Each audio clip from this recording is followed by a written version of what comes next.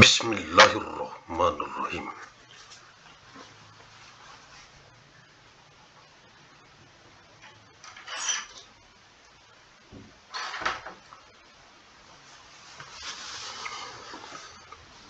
Keputusan Menteri Energi dan Sumber Daya Mineral Republik Indonesia nomor 1827/30/MEM/2018 tentang pedoman pelaksanaan kaidah teknik pertambangan yang baik dengan rahmat Tuhan Yang Maha Esa, Menteri Energi dan Sumber Daya Mineral Republik Indonesia.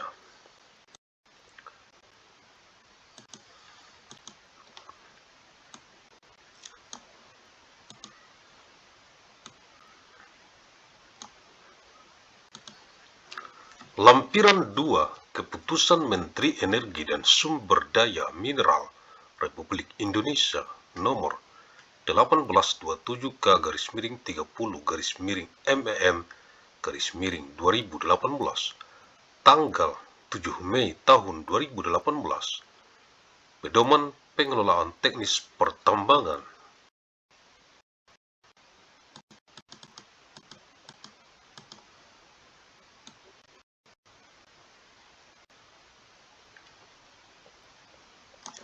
Kegiatan 1. Eksplorasi.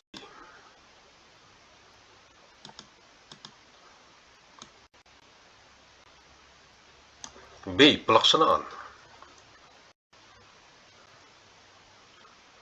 2.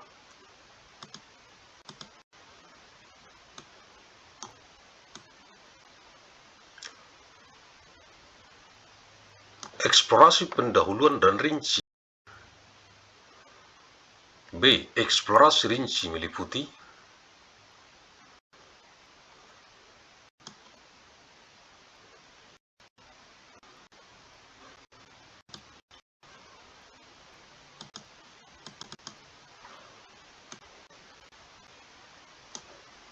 survei eksplorasi.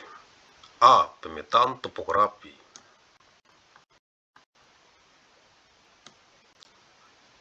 1.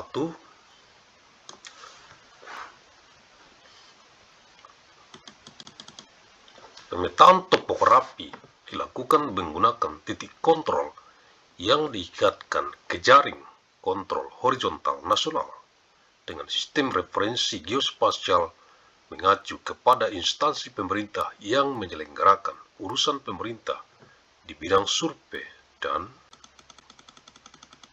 pemetaan. 2. Pemetaan topografi dilakukan dengan menggunakan metode teristris, ground survey, dan skala pemetaan minimal 1/2000.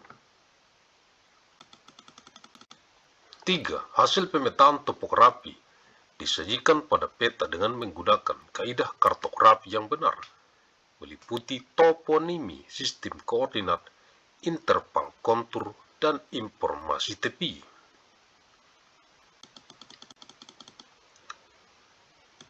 Dalam hal pelaksanaan pemetaan topografi menggunakan sistem koordinat lokal, maka dilakukan perhitungan parameter transformasi dari sistem koordinat lokal ke sistem koordinat nasional.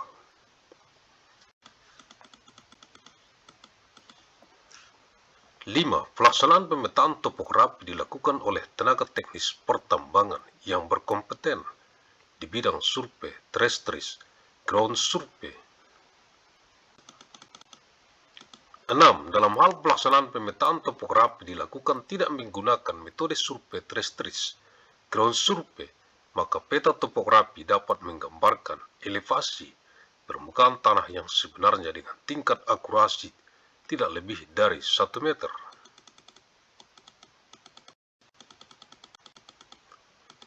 B. Survei titik bor, kolar survei. Titik bor yang telah selesai dilakukan pengeboran diukur posisinya dengan menggunakan metode survei teristris, ground survey, dan diikatkan dengan titik kontrol. 2. Lokasi titik bor dibuat dalam peta sebaran titik bor yang menggambarkan kemajuan kegiatan pengeboran dengan jarak antar titik bor pada peta paling kurang 1 cm dan dimutakhirkan setiap 3 bulan. 3. Peta sebaran titik bor menggambarkan kontur termasuk data elevasi dan seluruh objek buatan dan alami yang ada di permukaan dan lokasi, jenis pengeboran dan identitas semua titik bor yang sudah, sedang dan akan dilakukan pengeboran.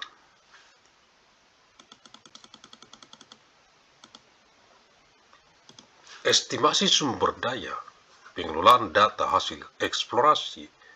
Pengelolaan data hasil eksplorasi dilakukan oleh pemegang IUP atau IUPK eksplorasi dalam satu sistem basis data yang mencakup seluruh data hasil kegiatan eksplorasi yang sudah dipalidasi terlebih dahulu. Kegiatan validasi data hasil kegiatan eksplorasi dilakukan oleh tenaga teknis pertambangan yang berkompeten. B. Pemodelan geologi dan estimasi sumber daya. Pemodelan geologi dan estimasi sumber daya paling kurang terdiri atas interpretasi dan atau korelasi geologi, pemodelan geologi dan estimasi sumber daya.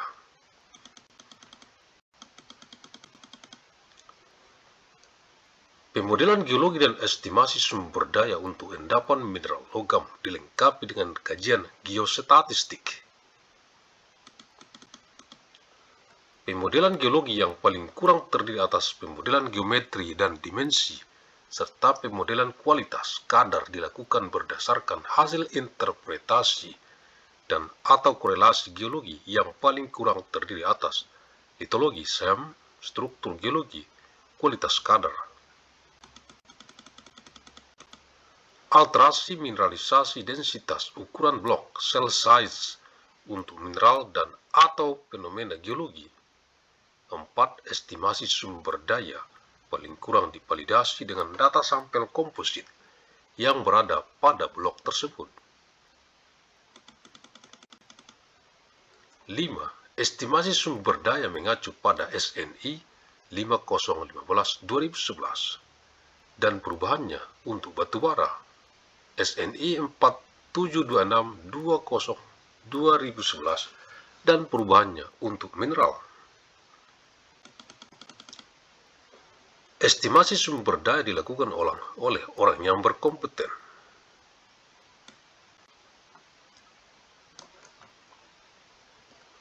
Mineral bukan logam dan batuan.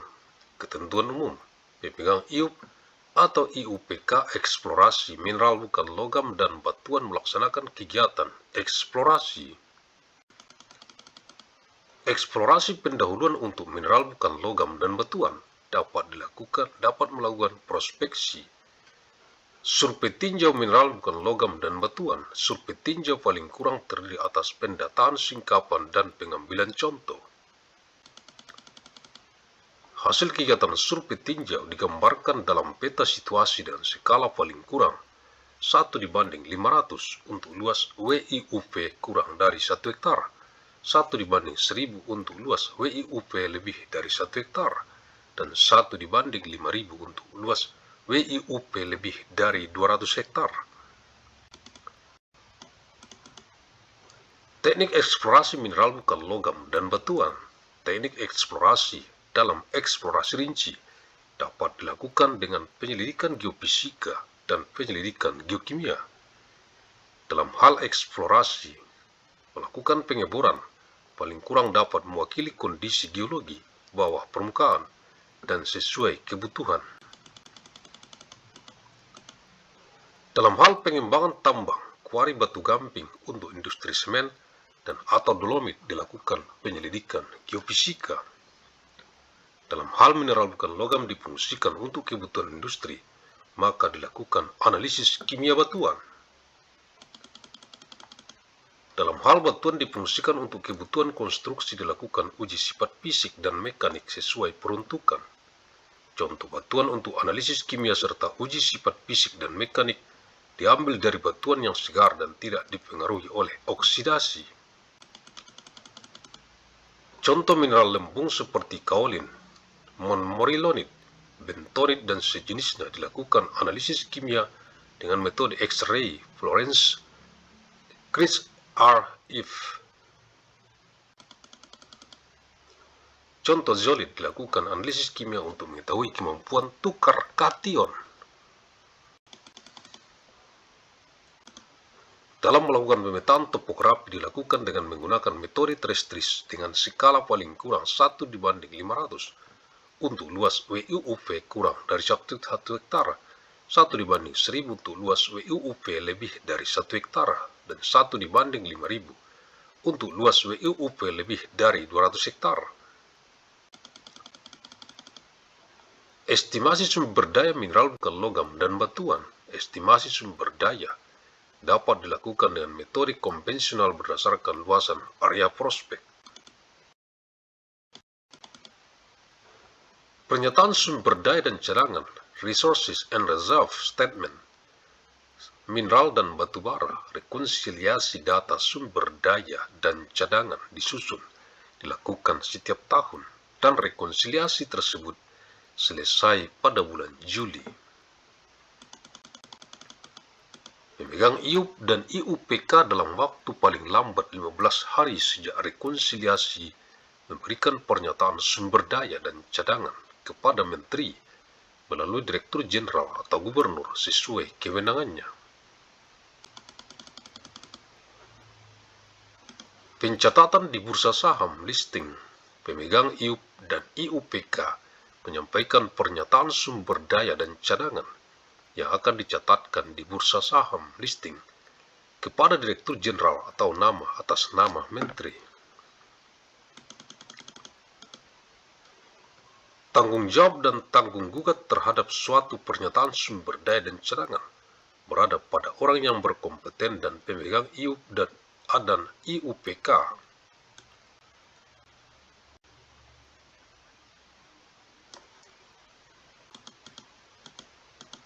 Studi kelayakan tambang, ketentuan umum, pemegang IUP eksplorasi atau IUPK eksplorasi wajib melakukan studi kelayakan yang mengacu kepada laporan lengkap eksplorasi. Kegiatan studi kelayakan hanya dapat dilakukan setelah pelaksanaan eksplorasi sudah mencapai sekurang-kurangnya 70% dari total luasan WIUP atau WIUPK dan telah diperoleh sumber daya terunjuk dan atau terukur, atau setelah seluruh area prospek sudah dieksplorasi dengan klasifikasi minimal sumber daya terunjuk dan atau terukur. Kegiatan studi kelayakan oleh tenaga teknis pertambangan yang berkompeten. Kajian kelayakan teknis dalam studi kelayakan paling kurang terdiri atas keadaan umum, geologi, dan keadaan endapan. Sumber daya dan cadangan, kajian geoteknik tambang, infrastruktur yang telah tersedia, kajian hidrologi dan hidrogeologi, kajian air asam tambang, perencanaan pengolahan dan atau pemurnian, perencanaan pengangkutan dan penumpukan, dan kajian risiko.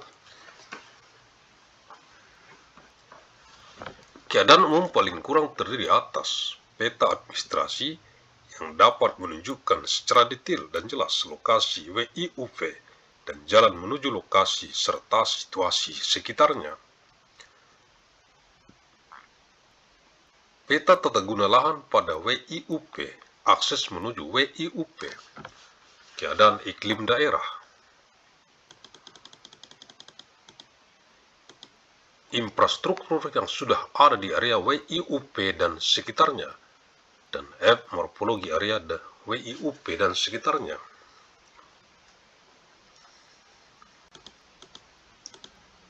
Geologi dan keadaan endapan menjelaskan hasil eksplorasi rinci paling kurang terdiri atas geologi regional, litologi, stratigrafi, struktur geologi, alterasi dan atau mineralisasi, bentuk dan penyebaran endapan, sifat dan kualitas endapan, dan peta sebaran titik pengeboran. Sumber daya dan cadangan. Sumber daya paling kurang terdiri atas estimasi sumber daya sesuai dengan SNI 5015-2011 atau SNI 4726-2011 beserta perubahannya, dan kuantitas, kualitas, kadar, lokasi, dan klasifikasi sumber daya.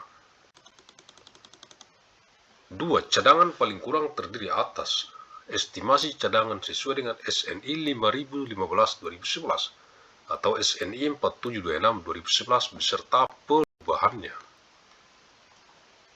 Kuantitas, kualitas, kadar, lokasi, dan klasifikasi cadangan dan cadangan berasal dari konversi sumber daya tertunjuk dan atau terukur.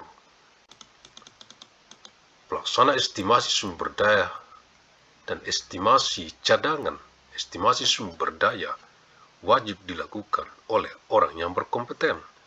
Estimasi cadangan wajib dilakukan oleh orang yang berkompeten.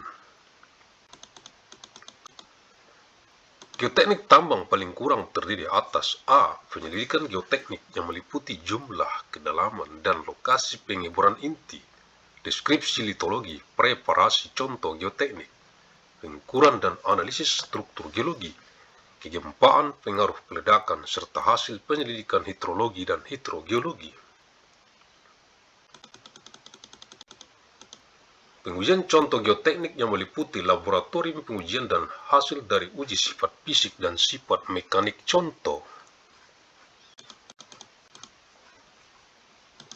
Pengolahan data hasil penyelidikan geoteknik dan pengujian contoh geoteknik yang menggambarkan model dengan parameter yang ditetapkan dari hasil butir A dan B, probabilitas longsor sebagaimana tabel berikut.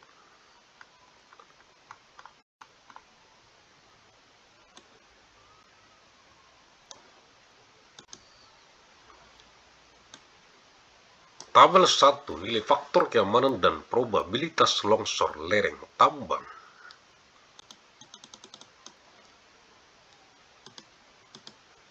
Jenis lereng, keparahan longsor, consequence of failure, COF, kriteria dapat diterima, acceptance kriteria, faktor keamanan FK statis,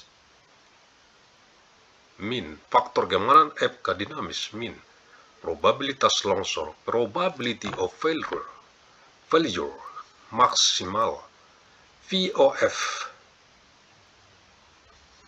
FK lebih kecil atau sama dengan 1. Lereng tunggal rendah sama dengan tinggi 1,1, tidak ada 25-50%.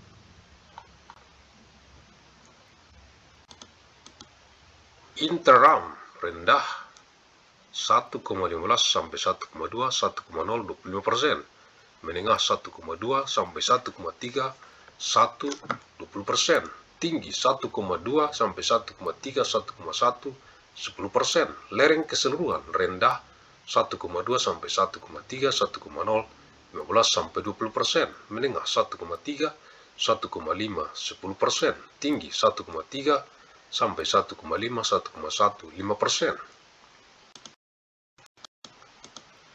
D. Kriteria keparahan longsor, consequence of failure, tinggi bila ada konsekuensi terhadap kematian manusia, cedera berat manusia lebih dari 3 orang, kerusakan sarana dan prasarana pertambangan lebih dari 50%, terhentinya produksi lebih dari 24 jam,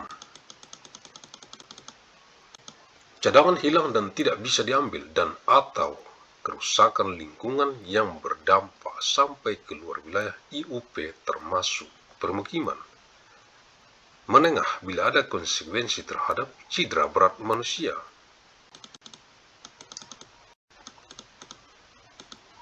Kerusakan sarana dan prasarana pertambangan dari 25% sampai 50%. Terhentinya produksi lebih dari 12 jam sampai kurang dari 24 jam, cadangan tertimbun tetapi masih diambil, dan atau kerusakan lingkungan di dalam wilayah IUP rendah bila ada konsekuensi terhadap cedera ringan manusia, kerusakan sarana dan prasarana pertambangan, kurang dari 25% dan atau terhentinya produksi kurang dari 12 jam. Khusus untuk lereng timbunan, faktor keamanan dihitung dengan menggunakan kohesi dan sudut gesek dalam residual. Pengolahan data hasil penyelidikan geoteknik dan pengujian contoh geoteknik yang menggambarkan model dengan parameter yang ditetapkan dari hasil butir A dan B untuk mendapatkan faktor keamanan untuk lubang bukaan tambang bawah tanah, Fixed Facility paling kurang senilai 2,0 dan untuk non-fixed facility paling kurang senilai 1,5. Rekomendasi hasil pengolahan dan data yang menjelaskan geometri dan dimensi bukaan tambang dan timbunan dan atau penyanggaan yang diperlukan.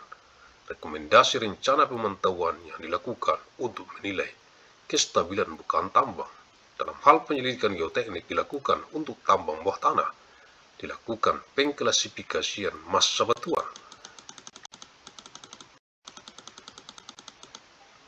Jumlah kedalaman dan lokasi pengeburan inti dapat mewakili keseluruhan litologi dan struktur geologi di area rencana bukaan tambang dan rencana konstruksi fasilitas pertambangan.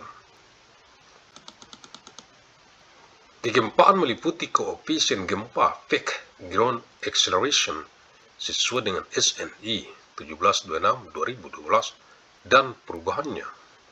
Pengaruh ledakan meliputi nilai percepatan getaran, frekuensi dan kecepatan partikel, dan fragmentasi hasil peledakan. Dalam hal terjadi gempa dengan nilai koefisien gempa yang lebih besar dari standar dalam SNI 1726-2012 dan perubahannya, koefisien gempa yang digunakan adalah koefisien gempa yang lebih besar tersebut. 5. Hidrologi dan hidrogeologi. Kajian hidrologi dan hidrogeologi paling kurang terdiri atas penyelidikan hidrologi meliputi jenis dan lokasi sumber air, pengguran debit dan arah aliran air permukaan. Penyelidikan hidrogeologi meliputi jenis dan jumlah akuifer, karakteristik hidrolik akuifer, arah aliran air tanah, pengukuran tinggi muka air tanah, dan pengukuran debit mata air dan atau seepage. Inventarisasi data curah hujan sekurang-kurangnya seumur tambang atau 10 tahun untuk umur tambang yang kurang dari 10 tahun. Pengukuran luas wilayah tangkapan hujan, catchment area. Pengolahan data hasil penyelidikan lapangan, peta hidrologi dan hidrogeologi, serta hasil studi hidrologi dan hidrogeologi, dan rekomendasi teknis pengelolaan air tambang. Rekomendasi teknis paling kurang terdiri atas dimensi fasilitas penampungan dan pengelolaan air tambang, dimensi saluran penyaliran, kapasitas pompa, dan peta pengelolaan air tambang, mine water management. Kajian air asam tambang. Kajian air asam tambang paling kurang terdiri atas studi geokimia, batuan sebagai material berpotensi asam, potentially acid forming, PAF, dan material tidak berpotensi asam, non-acid forming, NAF. Kajian air asam tambang meliputi permodelan sebaran material PAF dan NAF, serta volume tiap material dan metode penanganan material PAF dan NAF.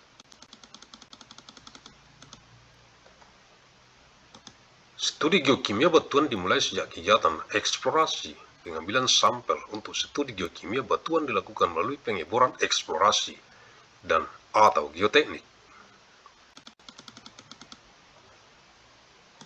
Perencanaan tambang paling kurang terdiri atas pengoptimalan tambang batas air penambangan yang digambarkan dalam bentuk model endapan dengan memasukkan geometri dan dimensi lereng atau bukaan tambang dengan mempertimbangkan break-even stripping ratio, incremental margin atau break-even cut-off grade, Laura Index sesuai dengan karakteristik endapan dengan pengambilan data untuk modifying faktor paling kurang 5 tahun.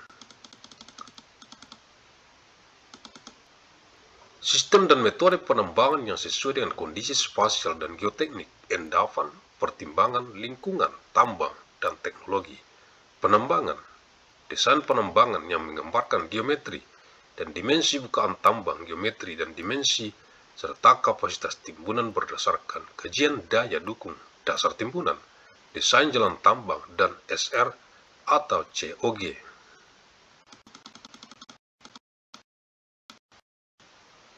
Rencana produksi dan umur tambang yang diuraikan per tahun dalam bentuk tabel, tahapan penambangan, dan penimbunan batuan penutup dimulai tahapan land clearing sampai pengangkutan komoditas tambang ke stockpile. Kemajuan tambang per tahun sampai akhir umur tambang yang mencakup peta rencana kemajuan tambang yang menggambarkan elevasi bukaan tambang, elevasi timbunan batuan penutup, geometri dan dimensi bukaan tambang, geometri dan dimensi timbunan, desain jalan tambang, posisi fasilitas penampungan, dan pengelolaan air tambang, sump and settling fund, dan saluran penyaliran dengan skala yang dapat dicetak dalam ukuran paling kurang kertas A3. Kebutuhan peralatan utama dan peralatan pendukung penambangan sampai akhir umur tambang yang meliputi kebutuhan per tahun, jumlah, jenis, dan kapasitas peralatan, kesesuaian pemilihan alat penambangan dengan tingkat produksi, kesesuaian alat penambangan dengan tipe endapan, dan daya dukung tanah, unjuk kerja peralatan dan jam kerja efektif. Rencana sarana dan prasarana pertambangan, perencanaan kegiatan pemberian batuan, yang meliputi pemilihan metode pemberian batuan berdasarkan sifat fisik dan mekanik batuan, dan analisis struktur geologi massa batuan, serta sesuai dengan ketentuan peraturan perundang-undangan yang berlaku, dan atau dalam hal menentukan metode pemberian batuan mempertimbangkan paling kurang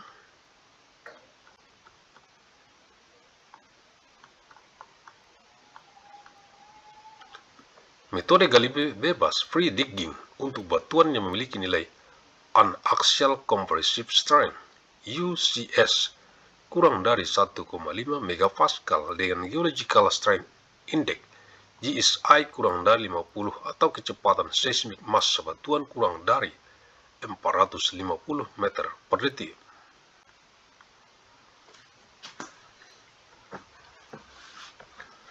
Metode Garo Reefing untuk batuan yang memiliki nilai UCS 1,5 sampai 40 MPa megapascal dengan GSI 50 sampai 70 atau kecepatan seismik massa batuan antara 450 sampai 1650 meter per detik.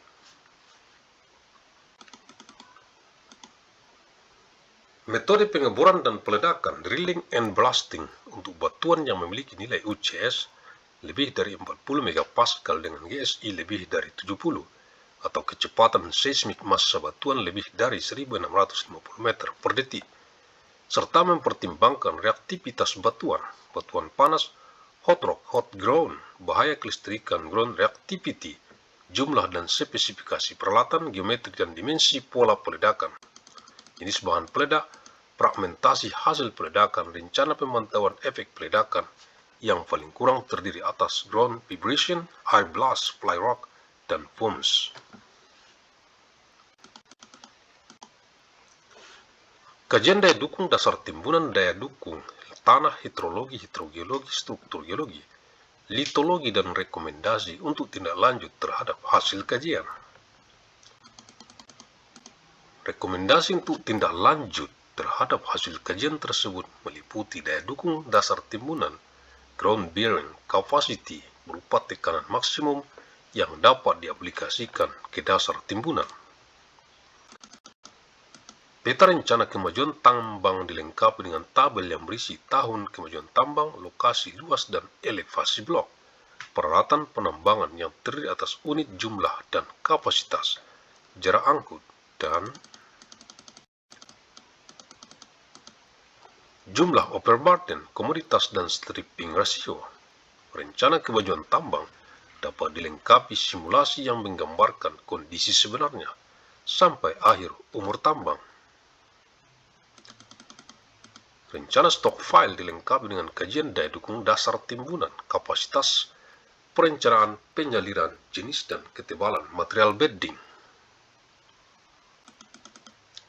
Rencana fasilitas penampungan dan pengelolaan air tambang mempertimbangkan sifat fisik dan kimia dari material di dasar dan dinding fasilitas penampungan, debit air tambang dan laju pengendapan sedimen.